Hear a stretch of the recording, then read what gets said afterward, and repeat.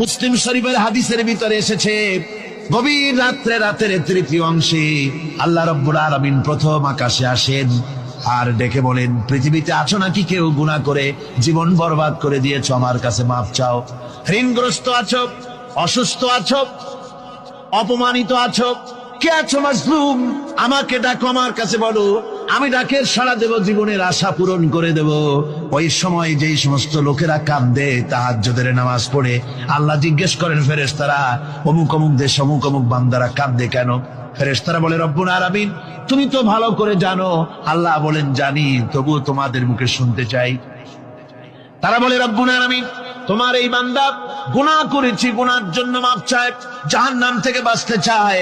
আল্লাহ পাক বলেন, ফেরেশতারা আমার এই বান্দারা আমারে দেখেছে নাকি? বলে দেখে নাই। বলে আমার দোজখ দেখেছে নাকি? বলে না, তাও দেখে নাই। আমার বেহেশত দেখেছে নাকি? বলে না, তাও দেখে নাই।